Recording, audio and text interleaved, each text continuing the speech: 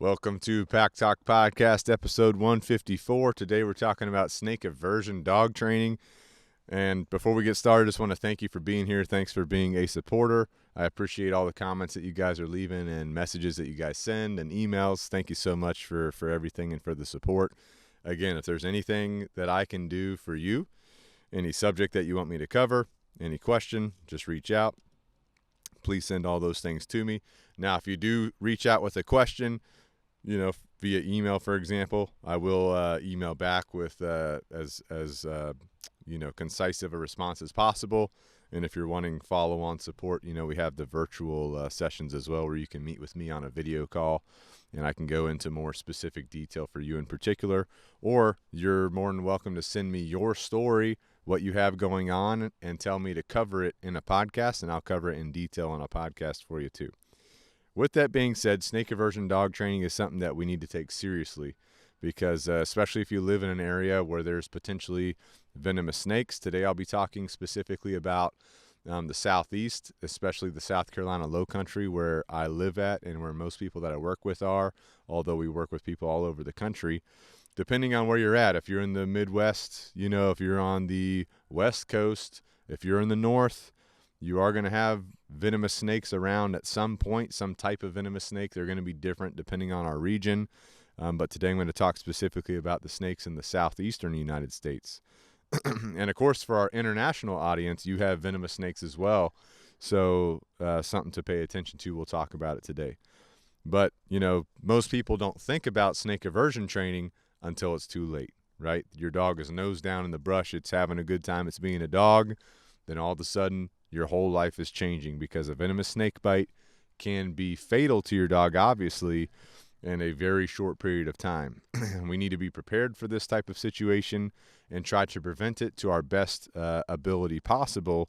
So we're going to talk about today what snake aversion dog training is, how it works, what snakes to worry about, at least snakes specific to my area, and what to do when you and your dog come across one, or what happens if your dog gets bitten by one, right? And if your dog gets bitten by a venomous snake, or you get bit by a venomous snake, what are some things you need to think about? You need to think about that before you actually find yourself in that specific situation, all right? One thing we need to understand is that dogs are naturally curious, right? And they do have prey drive, right? Which means if there is a snake that's out in the woods somewhere or out in a sandy area, desert area, I've traveled all over the United States. I've traveled internationally as well. There's snakes that live in every environment, right? So your dog gets curious. It's sniffing something. There's a smell that attracts it to a certain area. Maybe the snake tries to get away. That creates a prey movement, and the dog then is attracted to grabbing the snake, and then the snake responds to try and defend itself, right? Dogs are naturally not going to avoid snakes. We have to train them to avoid snakes, right? And what snake avoidance training does is it creates a life-saving response to your dog that your dog carries with them when you're outside. Now, there are a lot of reports from the big snake aversion trainers that they've done it with dogs one time in the dog's life, and the dog has never had an issue, getting close to snakes ever again. Then there are some of these routine snake trainers, that's all they do. They say they do maintenance sessions on the dogs. I'm a big believer in let's get that association as many times as possible. So I say do it once a year if you can. That's why we do our annual snake aversion clinic. It's once a year so that you can maintain it, or you can just come once and that association should be strong enough for you whenever you do experience a snake. But, this type of training could be for anybody. You don't have to be someone that hikes. You don't have to be someone that camps. You don't have to be someone that goes outside a lot. Snakes can end up in your backyard, especially like where we live. We live in the low country, so a lot of swampland, a lot of marshland, and there's snakes all the time coming up into people's backyards. Obviously, we have disturbed the natural environment, making it better for humans, right? That's obviously not as good for the wildlife in most cases. And so we disturbed their natural environment, their natural habitat. So, of course, they're going to be moving through our yards, right? Because we built a yard where they used to live, right? So just think about it that way. They'll also find their ways into your house at some point, right? Sometimes they'll come into your garage, they'll come into your house, they'll get up on your car, because snakes are just looking for, they're looking for food sources, they're looking for shelter, they're looking for warmth, depending on the time of year. So they're looking for water too. So these are all things that could attract a snake to your house, to your property, to your garage, these kind of things, right? Let me just make sure I'm keeping on track here. Yep. So, all right. So that covers basically, the big overarching viewpoint on why we need snake aversion training. Now, real quick, before we actually get into the training, first, I am going to talk a little bit about snakes because ever since I've gotten serious about snake aversion training, I've actually come to educate myself. Like I've done a lot of research on snakes and venomous snakes and non-venomous snakes. Just like I've done with like the dog food tier list video and the dog joint supplement video and everything that I do. I try to get as much research for you guys as possible. The one thing, that we got to be aware of is be prepared before a snake bite even happens. So worst case scenario, we do get bit by a venomous snake. For the human side, you want to know what emergency clinic actually carries antivenom, because that is the number one thing you need to do. A lot of people say, take a Benadryl, take this, take that. I've looked into the protocols from the best snake, I don't know what you call it, but like the snake bite doctors, right? There's specific doctors that are specialists in snake bites, and they've basically said, hey, Benadryl's not going to help you. You need antivenom, right? You're supposed to elevate the extremity above heart level. There's a bunch of things you're supposed to do. But, one of the things that you need to know is if you get bit by a snake, where are you going? So you need to call ahead, and because not all emergency clinics will carry snake venom. So call ahead to all the emergency clinics in your area for humans. Figure out who carries the antivenom for snakes. Then you need to do the same thing for your dog and figure out which emergency vet carries an antivenom for snakes as well. And we'll mostly talk about like copperheads, cottonmouths, rattlesnakes, but also coral snakes. And each type of snake has like a different venom, so you might need a different antivenom based on the type of snake that there is, because their venom works on your body a little bit differently based on the type of snake that it is, all right? So that's the biggest thing in prevention that you can do is be prepared on where to go if a snake bite does occur. All right, with that being said, let's talk real quick about venomous versus non-venomous snakes. What do you need to know? First of all, understand that most snakes are not trying to be a threat to you. They're not out to get you, okay? The majority of snakes that you will encounter are actually going to be non-venomous, right? And the more non-venomous snakes that there are in your ecosystem, first of all, it's actually good for the ecosystem. So there's a lot of people out there that just want to kill snakes that they see.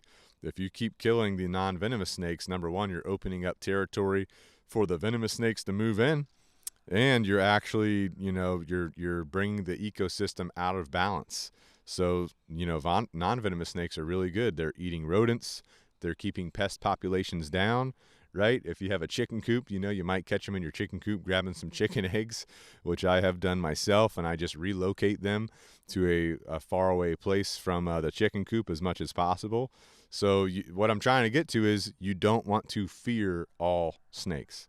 You don't necessarily want to fear venomous snakes. You just want to be aware and understand how to handle interactions with them. I'm a big believer in respecting nature and understanding nature to the best of your ability. So let's talk about some key characteristics on how you could identify a non-venomous snake versus a venomous snake. Now, with this being said, there's a big community on the internet that loves, telling people that they're wrong about their identifications, right? Because there's such a wide variety of ways to identify non-venomous snakes or venomous snakes. With that being said, I'm going to give some generalities that I believe are the most prominent. If you were to randomly come across a snake and you don't know what kind of snake it is, what are some of the biggest things that you can look at to give you an indication on whether it's venomous or not venomous? So just some generalities that doesn't always apply. You could misidentify a snake, try to go pick it up or something, which I don't recommend. Just leave it be. But you could misidentify a snake, pick it up, get bitten, and it turns out that it's a venomous snake when you thought that it was non-venomous. So even though there's generalities, just always be aware that you could identify it wrong, and the generality may not apply in that specific situation. So first of all, I like looking at head shape. Venomous snakes typically have a large, broad, triangular head, and non-venomous snakes typically have a narrower or a more rounded head. Now, with that being said, non-venomous snakes, they are known when they feel threatened, they're known to flatten their heads and make it a triangle shape. All right, so just be aware of that. Even a non-venomous snake could display a triangular head. So it's just a generality. Again, if you come across a snake, don't try to pick it up. Don't try to disturb it. Just leave it be. Do its thing. Unless, the only time that it would be okay to kind of handle it or mess with it is if you 100% know that it's non-venomous and it's like somewhere in your chicken coop or something like that, right? Otherwise, if you just are on a walking trail and you come across a snake, I'm leaving it alone. All right, pupils on the eyes. Venomous snakes generally are going to have elliptical cat-like pupils. Non-venomous snakes are generally going to have round pupils, so that's something you can look at. All right, so then we're going to give you some of the most common ways to identify the venomous snakes, at least the ones that are here in the South Carolina Lowcountry. There's like 5 main species that are generally the most common in our region. And this would apply mainly to the southeastern United States. But first of all is going to be a copperhead. Copperhead has a pattern on its body that looks similar to a Hershey's Kiss, okay? So what you're looking for is a Hershey's Kiss pattern, and these bands are going to be all the way down the snake's body. Now, I have seen copperheads that do not have this pattern. They have stripe patterns that look like a non-venomous snake, which is why I'm trying to describe, like, hey, even though this generality is normally applicable, it may not be applicable in all cases. Now, baby copperheads, they generally have a yellow tail, a bright yellow tail. And so what they generally do is they'll wiggle that tail that's yellow to attract prey, then they'll grab the prey. But when they're doing that, that can also instigate a dog to want to check out the baby copperhead's tail. So just keep that in mind. Copperheads, they like pine straw, they like leaf litter, they like wooded edges. They like some wetlandy, watery areas as well. But they blend in super well to pine straw and leaf litter. So just keep that in mind. I've walked down a trail before that had some leaves and pine straw on it, and I came across about 8 copperheads. I didn't realize there was 8 of them. I had walked over like 1 or 2 without knowing it. Then I saw one. I was like, oh, shoot, that's a copperhead. It was just sitting there. It was trying to blend in with its camouflage. And then I look around, and I counted 8 around me. Now, they weren't trying to get me or anything. I had a dog with me that I was training. I was able to walk away from them and no issues at all. But that's how well they blend in. Sometimes you just can't see them until you're right on top of them. All right, the next snake is going to be the cottonmouth, also known as a water moccasin. This snake generally has a colon symbol pattern between dark bands that angle toward the spine. And they usually have a white stripe across their face that goes from like the front of their face down the side. So that's generally how you can, identify this kind of snake. Generally, again, some are darker than others. Some patterns are off. Some faces are off. But those are the main generalities. Now, these snakes, water moccasin is the nickname. They love slow-moving water. They love swamps. They love ditches. If your dog swims or is around water, this could be a potential threat for you. Right? And there are a lot of water snakes that look very similar to cottonmouths, so just keep that in mind. A lot of people will misidentify a cottonmouth or a water snake. They think that a water snake or they think that a cottonmouth is a water snake. They pick it up, boom, they get bit. Not a good idea. There's like this one video I found that someone sent to me on the internet. It was this lady. She thought it was a water snake. She picked it up. It's a big, juicy cottonmouth, and the snake held out for a while. It was just trying to get away from her. She kept holding it, getting close to its head, looking at it, eventually got bit by it. So you don't want that to be you. All right, next up we got rattlesnakes. Within the rattlesnake general category, there's 3 basic species that are very well known in the southeastern United States. One is going to be the timber rattlesnake. That's a bigger rattlesnake. It usually has yellow, orange, brown, or pink dorsal stripe on it. It's a larger snake. It's found in wooded areas like timber, obviously. Also well known to be in bamboo patches, right? They like bamboo patches for some reason. Must be some good prey in the bamboo, right? Eastern diamondback rattlesnake. This is a very large rattlesnake. It has clear diamond-shaped markings on its back. Obviously one of the most venomous snakes in North America. It's well known. And all rattlesnakes, just so you know, they have rattles on the end of their tail. Now, the thing is, the rattles may not be fully developed, right? Or they may have fallen off, or their tail may be injured, and so they actually don't have the rattle there. But, you know, they get their name rattlesnake from the rattles that are on their tail generally. Now, there are two types of rattlesnakes that are smaller. These are the Carolina pygmy rattlesnake or the dusky pygmy rattlesnake. Pygmy means they're smaller. So these get really small. They have dark spots, sometimes an orange stripe on them. But a lot of people miss these snakes because of their size, because they're so small. Now, rattlesnakes, they like high ground. They like palmetto thickets. They like tall grass. Generally, they're pretty good about letting you know where they're at by rattling their tail, but not always.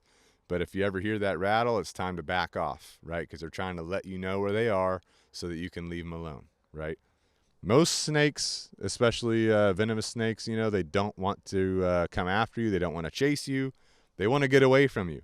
So they rely on their camouflage in most cases to remain undetected, and then they do try to warn you in most cases. Like the rattlesnake will rattle. The cottonmouth will show its mouth. Boop, it'll open up its head. It has like a white mouth. That's why it's called a cottonmouth. There is another venomous snake. It's the coral snake. And there is a rhyme, you know, from back in the day. A lot of the hardcore snake enthusiasts don't like the rhyme. But for me, I still like the rhyme. It helps me remember that what could be a potential coral snake versus like a milk snake or something. But the rhyme goes like this. Red touches black, friend of Jack. Red touches yellow, deadly to a fellow. And what that rhyme means is if on the coral snake it has three colors, red, black, yellow. In general, again, there can be some abnormalities or it's not all the time. But if red touches on those colors, red, yellow, black, if red touches black, those two colors, it could be a non-venomous snake. Could be. If red touches yellow, deadly to a fellow. That means that it could be a coral snake. Now, coral snakes don't have a triangular head. They have a round head. So again, sometimes they're relatively small, so be very careful. Anytime you see a multicolored snake like red, black, yellow, white, whatever, stay away. Just stay away. Play it safe. All right. Coral snakes are generally shy and reclusive. It's, you know, very uncommon to find one, but the venom is extremely potent. It works a different way from the rattlesnake and the copperhead and the cottonmouth venom. All right. So again, the reason why snakes bite dogs or us is because they feel threatened or cornered in most cases, right? Dogs get bit by snakes because they get too close. They get too fast up to the snake. They're nose first in the brush. You know, they're going up underneath a log where snakes like to hang out. Now the dog's going along a water's edge where the snake is hanging out or sunbathing or whatever. And a snake bite on the face or the muzzle, where most dogs end up getting bit, can swell rapidly and can compromise the breathing. That's a problem. And I'm sure you've seen videos online of this dog with the swollen face from a snake bite, or maybe they bit a wasp or something. Wasps have a different kind of venom, obviously. Vet bills for snake bites, they're pretty expensive, right? I think to open up a vial of antivenom, I want to say it's like $3,000 just to open the vial. And then, you know, of course, depending on all the supportive care that your dog needs, obviously the bill is going to increase very rapidly. So I would say if you're going to the vet for a snake bite, you're probably looking at $5,000 plus to recover from that snake bite. So proactive safety training is much cheaper and more effective than hoping you get lucky and make it to the vet in time if your dog does get bit.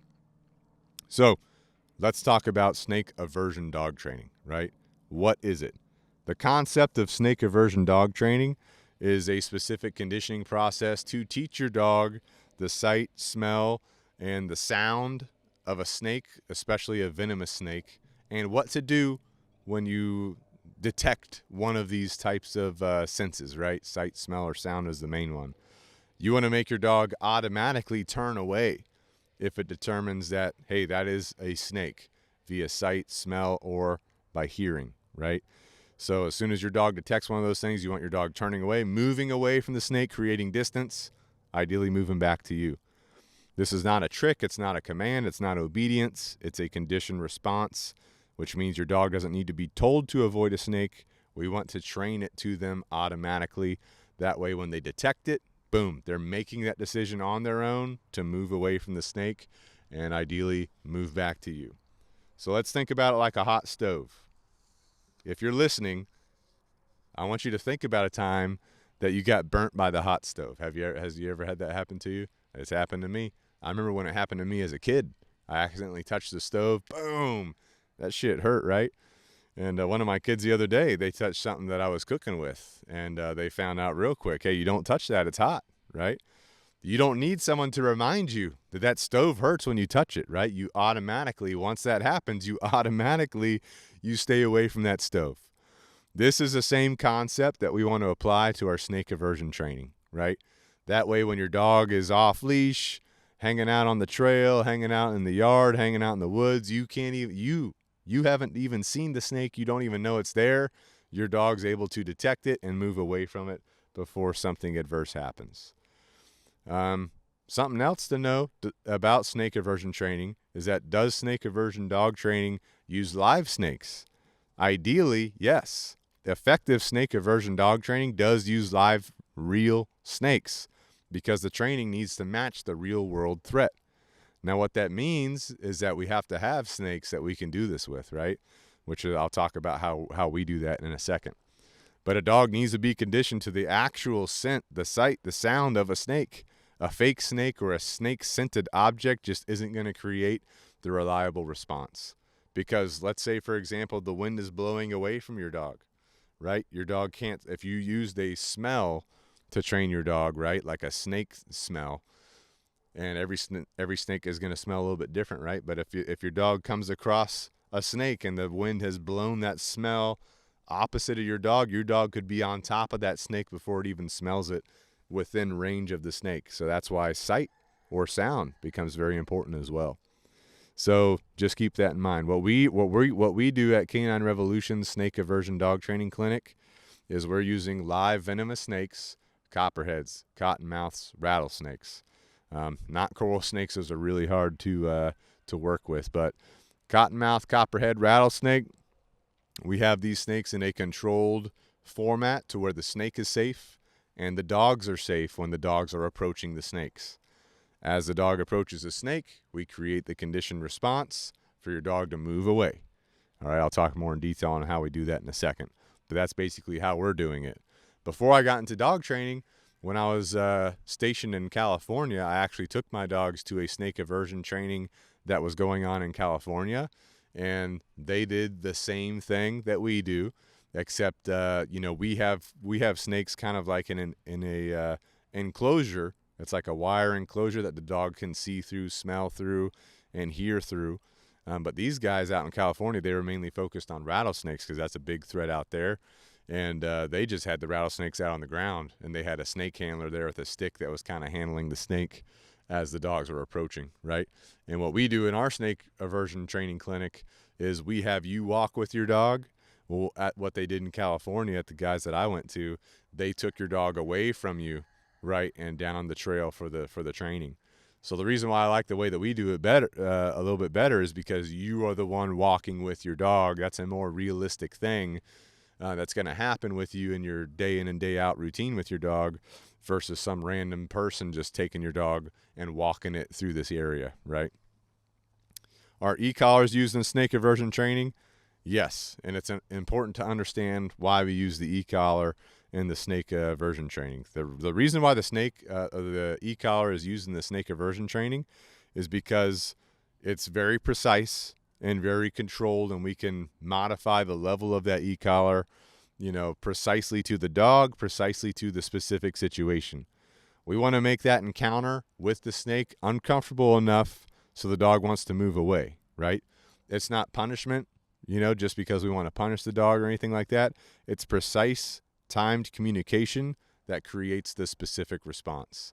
Now, a lot of the dogs that we train, right, all the dogs we train in our board and train programs, they go through specific e-collar conditioning, right? We have the tutorial on the YouTube channel on how we do that, so you can do it at home if you can't work with us, right? So those dogs are very conditioned to the e-collar. They're very used to the e-collar. So when we're creating the conditioned response with a dog that's had that high level of training, we have to use the e-collar just a little bit differently in order to elicit that response and create that conditioned response in the dog. For a dog that's had zero e-collar training, it's much easier to accomplish the conditioned response to move away from a snake because your dog's never been exposed to an e-collar before. A lot of people ask, is it humane? And yes, it is humane for the dog that's in training. Obviously, an e-collar is not going to hurt a dog, right? But it's also humane for the snakes that we're working with as well, because they're completely safe and comfortable in their little enclosures that are able for the dog to actually detect them the proper way. Now, this is why training should be done by professionals with experience in behavior modification, because the timing and level of the stimulation matter enormously when you're actually doing the snake aversion training. So like I said, with us, we're having you walk with your dog. We handle the e-collar. The e-collar's on your dog. We handle the remote. We tell you what to do. We make sure you understand what's happening. And, we're talking you through the process. That way, if you find yourself out in the woods, right, and, your dog is moving away from a snake, you understand what that behavior looks like. Now, the problem is there might be a trainer out there. This is kind of like a specialized training. But let's say there's a trainer out there that's doing this the wrong way. They're doing it improperly. They could actually create the wrong kind of response, right, from the snake or from the dog. And so we don't want that happening. That's why you want to find a snake aversion trainer that's experienced in snake aversion protocols and how to do that with dogs. All right. So there are snake aversion trainers. Like I've talked to one in Las Vegas before, or like Nevada. And they have a snake that they keep all year round. It's like their pet snake, right? It's a rattlesnake.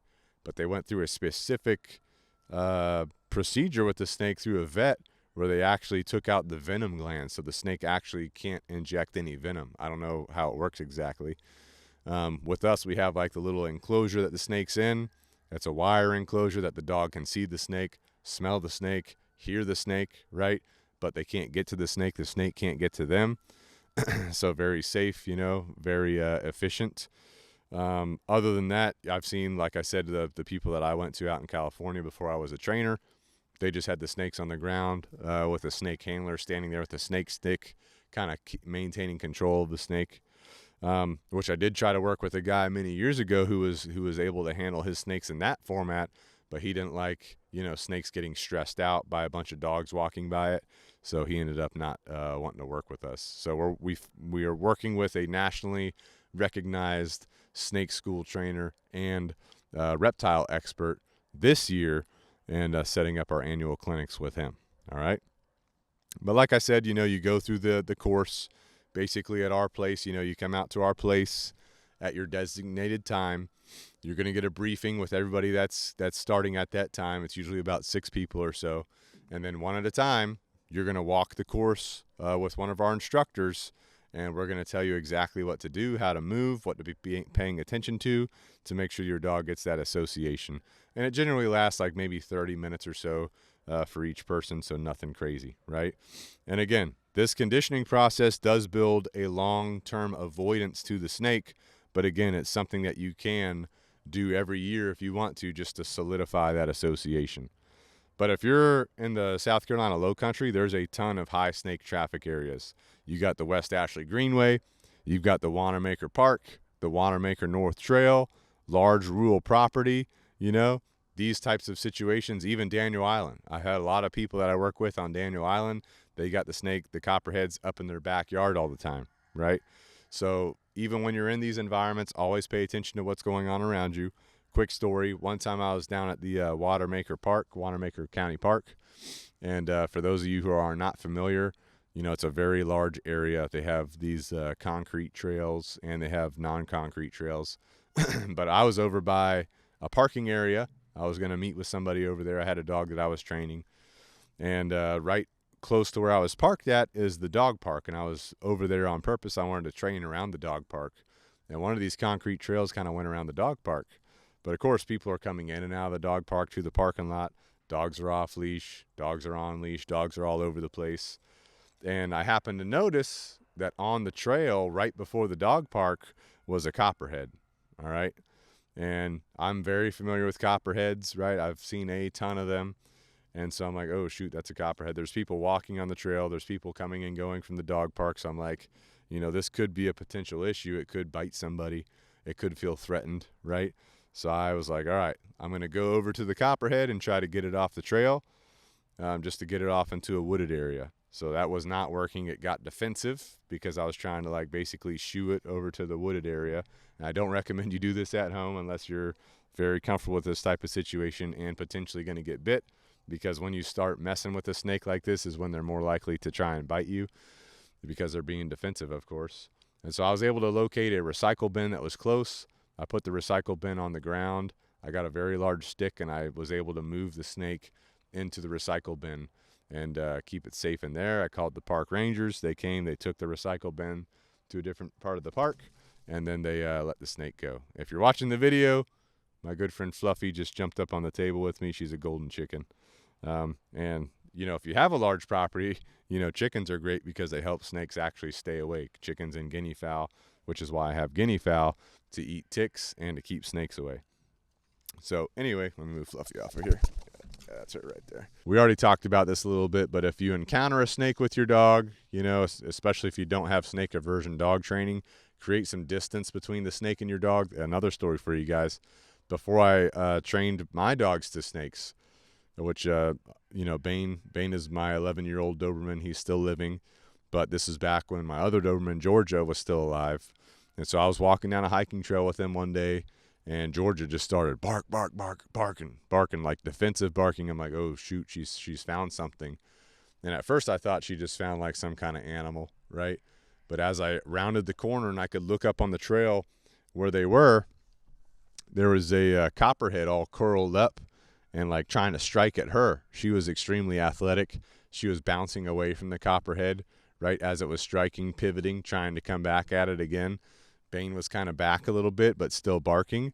And Bane had been through the rattlesnake avoidance training at this point, but not, copperhead. So I'm thinking that the rattlesnake avoidance training kind of bled over to this situation because he was maintaining a pretty good distance. But because Georgia was so, focused on getting this snake, I'm pretty sure he was like, okay, let's get it. So what I did, I called him back to me, right? I had good off-leash training, good dog training, obviously. I trained him myself, obviously, right? So I had good training. Call him back to me, put him in a downstay, walk up ahead to see where this snake is actually at. Snake's hanging out. It's like sitting there all coiled up. It's looking at me. I'm like, all right, I ain't going to mess with you. So I take a couple steps back. I'm just watching it. A couple minutes go by, then the snake kind of uncoils and it takes off into the woods, and we can continue on our walk, right? So just something to think about. Off-leash training, right, makes a big difference in providing freedom to your dog to be a dog, ensuring their safety, right, especially if there's, potential issues that are going on around you, or you never know what you're going to come across. I mean, that could not be a snake. It could be like a porcupine. You never think about that, right? If you're in an area where there's a porcupine, you don't want your dog getting shot up by a porcupine or a skunk, So snake avoidance training is what we're talking about today. We can train to that. But what about that porcupine? What about that skunk? That's where off-leash training comes in. All right. Some people have asked me, can puppies, can they do the snake aversion training? Yes, they can. I would say they need to be at least 4 months old to do the snake aversion training. That way they're mature enough to actually be ready for the training. But, adult dogs, great. Puppies 4 months old or older, great. Get the training done. Make sure that your dog knows when they come across this animal, stay away, right? Real quick, what are some ways that you could prevent snakes in your yard or your property? Again, snakes are going to be moving through the area. You don't want to fear them. You want to respect them. You want to know how to essentially live with them, live around them. You do want to be aware of what's going on around you. if you're walking through your yard or walking through a nature area or a trail or anywhere, right? The desert, they can be anywhere, right? So what are some ways to keep your yard and property preventative for snakes wanting to reside there, right? First of all, you want to keep your grass mowed short, because snakes use tall grass as cover. They like moving through tall grass. Now, this doesn't mean that if you cut your grass short that you're going to avoid snakes, period, because out here at my place, which I do have a rural property, we have dirt in a lot of areas, and the snakes will just, they'll hang out in the dirt. They'll move through the dirt, no problem. But if you keep your grass shorter, then it's going to be more preventative for the snake liking to be in that area. What about if there's leaf piles, wood piles, debris hanging out around your house? These are all hiding spots for snakes. This is why I'm not a big fan of like wood piles for firewood. Snakes love those things.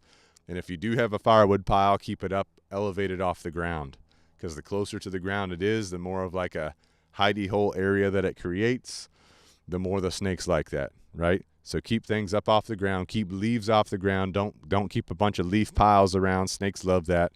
Don't have a bunch of debris piled up, kids' toys, all that kind of stuff. The more stuff you have piled up, the more snakes will like being around it. Like I said, if you have a wood pile, keep it up, elevated off the ground, ideally 12 inches or more. If you have shrubs or bushes, again, trim those off the ground about 12 inches. That way it doesn't create like a hiding area at the bottom of the bush for the snakes.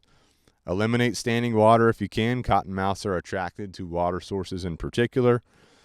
One thing that a lot of people have tried that doesn't actually work is using those mothballs or snake away pellets. Those actually don't work at deterring snakes. I've seen literal videos and images of snakes just going right across those things. So it doesn't help your snake. It doesn't help deter the snake. And it actually can hurt the ecosystem in your yard. So just don't apply those things. All right. All right. So let's bring it home. Let's bring it all together now. Most snakes understand. Most snakes are not venomous. They're not a threat, right? In the low country, the ones that are venomous are generally dangerous for your dog, but they're not out to get you. They want to try and get away from you, right? But if they feel cornered or threatened, that's when they'll bite, right? Dogs don't naturally avoid snakes. We have to teach them to avoid snakes, okay? Real effective snake aversion dog training uses real live snakes. They're using it in an effective way. They use real conditioning, right? And they use professional oversight to create that reliable avoidance response that your dog carries with them as you're out doing stuff with your dog. If you can do the snake aversion training session correctly, one session is going to create a lasting response. And it can be a lifelong response, like I said, just like with us with the stove. You're only going to touch that stove one time, but you can do maintenance sessions if you want to. Make sure that you understand your venomous snakes. Make sure you know the ones that are in your area. Do some research if you don't live in my area. I did the research for my area. But if you live somewhere else, know what lives around you and have a plan before an emergency happens.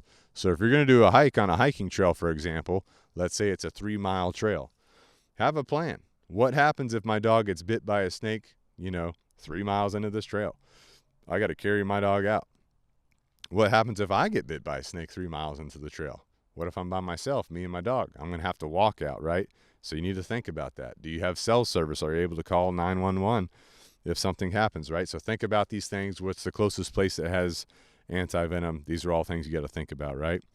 But if you're in the Charleston, the Summerville area of South Carolina or surrounding area, our annual snake aversion training in 2026 is going to be at the Canine Revolution Dog Training Academy campus out here in Dorchester.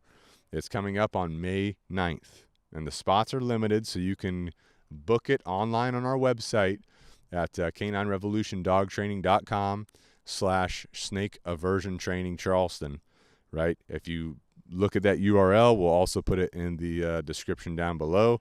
The live booking link for the public goes live on April 9th. If you're one of our alumni that's been through one of our training program, you already have access to the booking link. You get priority access, right? So with that being said, Canine Revolution Dog Training, we do more than snake aversion dog training. If you need behavioral rehabilitation, if you need puppy training, if you need one-on-one private coaching sessions, if you need virtual coaching sessions, if you need a board and train program, If you need off-leash training, we can help you with all these things. So go down to the link below. We'd be more than happy to help you out. Yes, we are 30 minutes outside of Summerville, South Carolina, real close to Charleston and Mount Pleasant, South Carolina. But we've trained dogs from all over the United States. So don't feel like if you're not directly in our neighborhood that you can't use our services, right?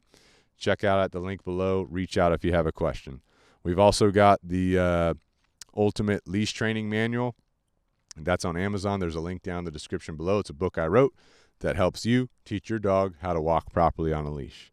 We've also got Canine Revolution apparel. So if you want a Canine Revolution logo hoodie, if you want a logo t-shirt, if you want a logo mug or a cup, you can go to Canine Revolution apparel down at the link below on Amazon.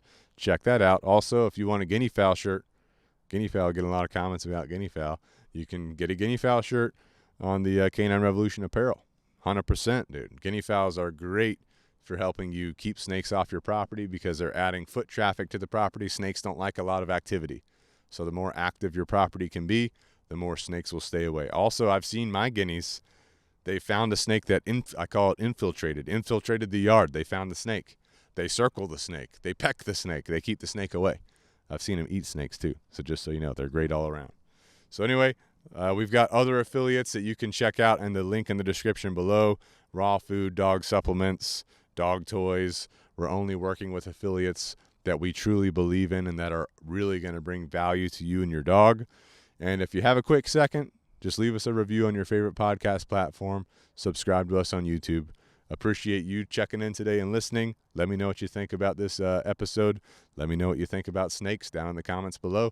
I'll see you in the next one. This is Pack Talk Podcast. Out.